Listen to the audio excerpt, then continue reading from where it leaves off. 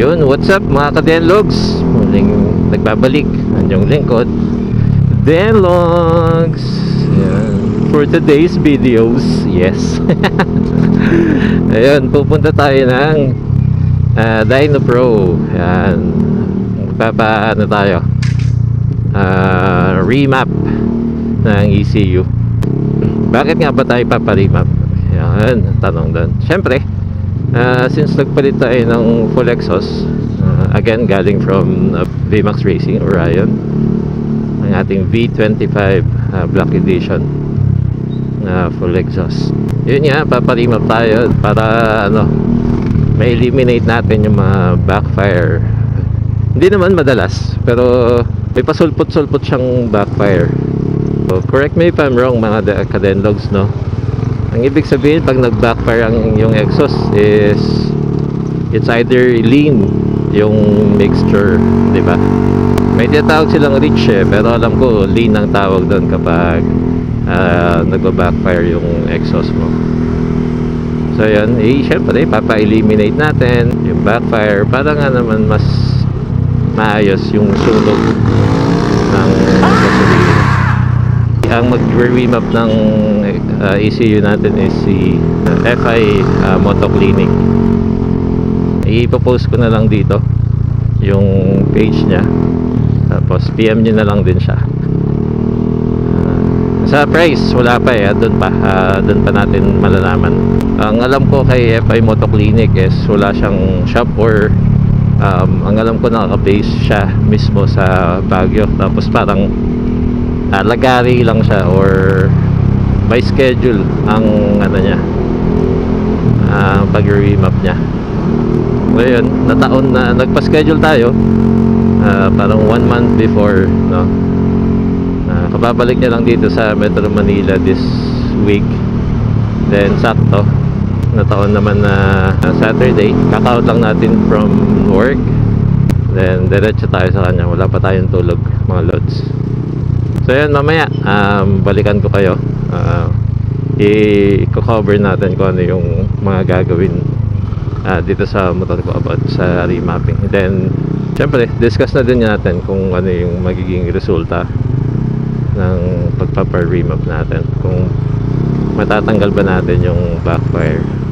Again po, hindi po madalas, parang bihira lang.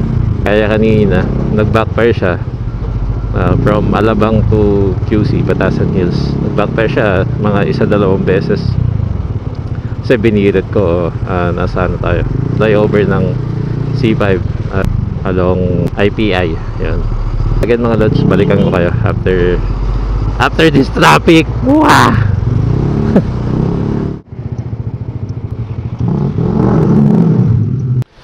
So yun mga lods, dito na tayo, Dyno Pro. Yan, sa may along Mindanao Avenue. Ayan, tabi lang sila ng highway. Ito, yan, papuntang to, alam ko NLEX. Tapos so check nyo na lang po hours of operation nila, Dyno Pro. Yan, tsaka contact details na rin nila. Yan, check nyo na lang po, Dyno Pro. Try pa natin si FI Motoclinic, then umpisa na natin pagkadating niya. Okay mga lods, ito yung loob ng Dyno Pro. Maluwag mga lods. Feeling ko hindi lang to pang motor, pati mga sasakyan na rin siguro. Sakto, mukhang tayo lang yung customer nila for today's video. Motor natin, Toothless.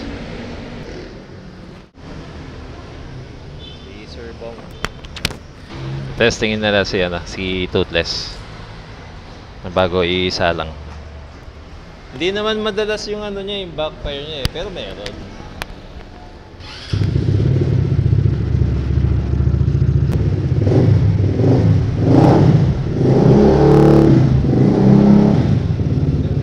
Thank you po. Yun, salang na natin yung Toothless.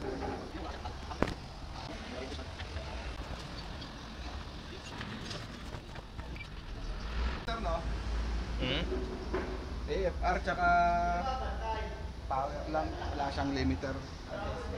Wala siyang limiter? Kaya hindi tayo makaka-adjust ng speed limit. Bali, ano nga po ulit yung anong gagawin natin? Ano? Anong gagawin natin doon?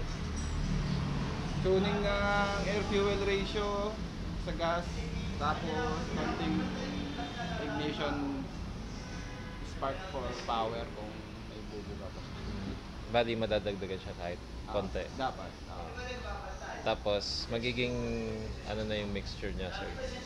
Yung optimal na mixture yung kunin natin. Pero alamin pa natin kung naka-reach siya or lean. I-extract ko lang easy yung files. Ano ba yung cost ng mga nagba-backfire? Rich or lean? Lean ba? Depende sir. Pwedeng lean, commonly lean. Common lean. Or pag rich naman, pwede rin.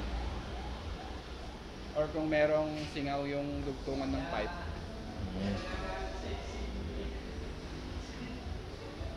10 minutes sir, start na tayo. Sige pa.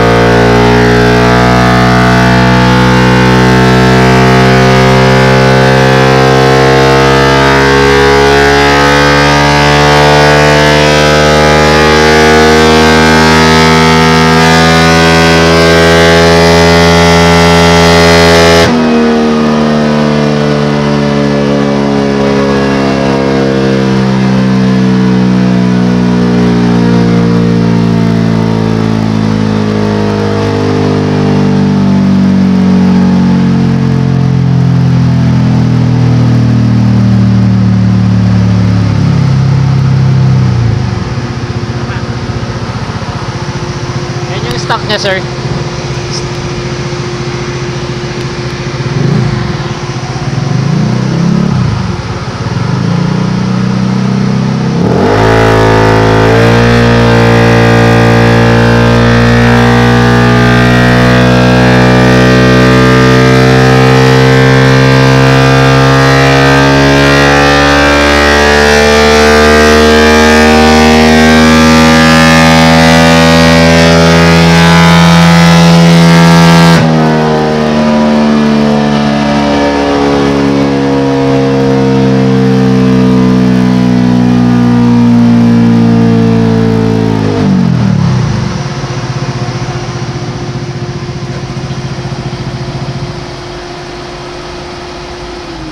Base natin. Yan yung pinaka-stock niya, sir. Stock. So hopefully madagdagan.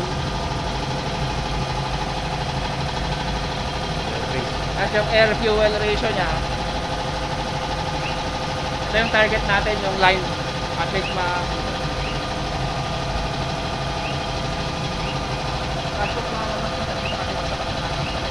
lang yung off pa yun. Sige po.